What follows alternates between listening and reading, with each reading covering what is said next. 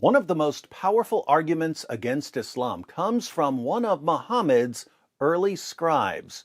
Allah would give a revelation to his messenger Gabriel, then Gabriel would pass the revelation on to Muhammad, then Muhammad would recite the revelation to his followers, and they would try to memorize it. But memorizing it was difficult, so a scribe would write down the revelation.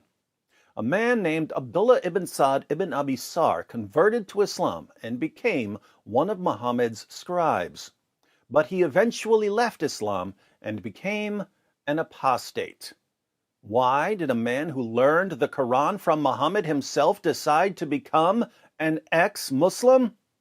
It wasn't because he wanted to drink beer, or because he wanted to eat pork, or because he was being paid by the Jews. It was because he had indisputable proof that Muhammad was a false prophet. Let's read a quick summary of the problem that Abdullah saw. A little context: when Muhammad conquered Mecca, he ordered his followers to execute specific people, even if these people took refuge inside the Kaaba. Abdullah ibn ibn Abi Sarh was one of the people Muhammad ordered his followers to kill. Why did Muhammad demand Abdullah's head? This is from 23 Years by the Iranian scholar Ali Dashti. The last named on Muhammad's execution list, referring to Abdullah, had for some time been one of the scribes employed at Medina to write down the revelations. On a number of occasions, he had, with the Prophet's consent, changed the closing words of verses. For example, when the Prophet had said, "And God is mighty and wise," Abdullah ibn Abi Sarh suggested writing down, "knowing and wise," and the Prophet answered that there was no objection. Having observed a succession of changes of this type, Abdullah renounced Islam on the ground that the revelations, if from God, could not be changed at the prompting of a scribe such as himself. After his apostasy, he went to Mecca and joined the Qurayshites. So Muhammad would receive revelations and recite these revelations to Abdullah, his scribe, and Abdullah would say, in effect, "Why don't we write it like this instead?" And Muhammad would reply, "Fine, write it like that."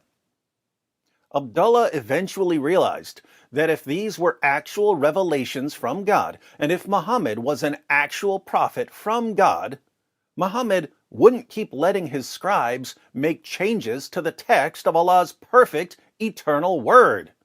Abdullah concluded that Muhammad wasn't a true prophet, and he abandoned Islam. This was a huge embarrassment to the early Muslim community, so much so that Allah even complained about Abdullah in his eternal speech, the Quran. Surah 6, verse 93. The commentary we're going to read in a moment uses the Pickthall translation, so we'll read the Pickthall translation of this verse. "Who is guilty of more wrong than he who forgeth a lie against Allah, or saith, I am inspired, when he is not inspired in aught, and who saith, I will reveal the like of that which Allah hath revealed?" So Allah is condemning someone who forges a lie against him, and someone who says he's inspired when he isn't, and someone who says, I can reveal verses just like the ones that come from Allah. According to Muslim commentators, this verse is actually referring to specific people who said these things. We read the historical background in Asbab al-Nuzul by al-Wahidi. "Who is guilty of more wrong than he who forgeth a lie against Allah, or saith, I am inspired?" 693. This was revealed about the liar, Musaylama al-Hanafi. This man was a soothsayer who composed rhymed speech and claimed prophethood. Wow, imagine composing some poetry and then claiming that you must be a prophet because of your awesome poetry. Seems like this was popular in 7th century Arabia. He claimed that he was inspired by Allah. So, one of the people Allah condemns in Surah 6, verse 93, is Musaylima. But there's another. "And who saith, I will reveal the like of that which Allah hath revealed?" 693. This verse was revealed about Abdullah Ibn Sa'd Ibn Abi Sarh. This man had declared his faith in Islam, and so the Messenger of Allah, Allah bless him and give him peace, called him one day to write something for him. Muhammad didn't just call him one day. Abdullah was one of Muhammad's regular scribes, but this commentary is going to focus on something that happened one particular day. When the verses regarding the believers were revealed, verily we created man from a product of wet earth. This is the passage about the creation of man in Surah 23, 12 through 14. The prophet dictated them to him. When he reached up to verse 14, which says, and then produced it as another creation, Abdullah expressed his amazement at the precision of man's creation by saying, so blessed be Allah, the best of creators. So, Muhammad is delivering revelations about the creation of man, and Abdullah, who's writing down these revelations and finally learning about how Allah created man, exclaims, so blessed be Allah, the best of creators. Now watch what happens. The Messenger of Allah, Allah bless him and give him peace, said, this, Abdullah's last expression, is how it was revealed to me. In other words, Muhammad said, Abdullah, your words, so blessed be Allah, the best of creators, those words you spoke were just revealed to me as part of this verse.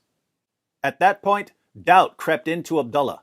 He said, if Muhammad is truthful, then I was inspired just as he was. And if he is lying, I have uttered exactly what he did utter. Hence Allah's words in 693, and who saith, I will reveal the like of that which Allah hath revealed. The man renounced Islam. This is also the opinion of Ibn Abbas, according to the report of Al-Kalbi. Now, let's put all of this together by reading the Quran passage that ultimately led to Abdullah's apostasy. In Surah 23, verses 12 through 14, Allah declares, verily we created man from a product of wet earth, then placed him as a drop of seed in a safe lodging, then fashioned we the drop a clot, then fashioned we the clot a little lump, then fashioned we the little lump bones, then clothed the bones with flesh, and then produced it as another creation. Scientifically, this is complete nonsense. Embryos don't go through a blood clot stage. Also notice that bones are formed before they're clothed with flesh. So the clot becomes a lump, then the lump becomes bones, and only after the bones are formed are the bones clothed with flesh. Again, total nonsense. But after the part, and then produced it as another creation, we have, so blessed be Allah, the best of creators. These words, so blessed be Allah, the best of creators, were blurted out by Muhammad's scribe, Abdullah Ibn Sa'd Ibn Abi Sarh, while he was writing down Muhammad's revelations about the creation of man. And when Abdullah blurted out, so blessed be Allah, the best of creators, Muhammad said, yes, put that in there. That's how it was revealed to me. You'll recall Abdullah's reaction when he learned that something he blurted out was included in Allah's eternal speech. At that point, doubt crept into Abdullah. He said, if Muhammad is truthful, then I was inspired just as he was. And if he is lying, I have uttered exactly what he did utter. Hence Allah's words, and who saith, I will reveal the like of that which Allah hath revealed. The man renounced Islam. Notice Abdullah's reasoning here. Abdullah thought to himself, there are two possibilities. Either Muhammad is truthful, he's actually getting revelations from Allah, or he's not truthful, he's a fraud. If Muhammad is truthful, if Muhammad is a true prophet, then I'm a true prophet too, because I said those words before Muhammad said them, which means that Allah must have revealed them to me too. But if Muhammad is not truthful, if he's just a deceiver claiming to be a prophet because of his poetry, then I can do that too, because Muhammad himself is taking my words and passing them off as revelations from Allah. Pretty solid argument. What did Abdullah do? The man renounced Islam. Abdullah became an apostate.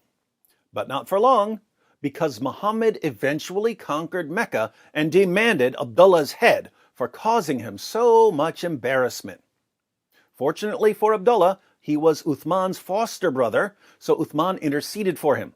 The story of how Abdullah survived is pretty hilarious. I'll make a separate video about that. But Abdullah was loyal to his foster brother Uthman for saving him. During the caliphate of Uthman, Abdullah even became the Muslim governor of Egypt. But notice, when Abdullah was free to decide what to believe, he said to himself, "There's no way Muhammad is a prophet. If Muhammad is a prophet, then I'm a prophet too, and I know I'm not a prophet, so Muhammad's not a prophet. I renounce Islam." Only with a sword to his neck would Abdullah become a faithful Muslim. And here we see why even Muslim scholars admit that without the death penalty for apostasy, Islam would have died out long, long ago. So my question for you Muslims who live in Western nations, my question for you Muslims who are free to leave Islam is, why can't you see what Abdullah saw? One of Muhammad's early scribes, a man who heard revelations directly from the lips of Muhammad, realized that there's no way Muhammad was a true prophet. Abdullah saw that. Why can't you? Abdullah only lived as a Muslim later because of the death penalty for apostasy. What's your excuse for continuing to follow the most obvious false prophet in history?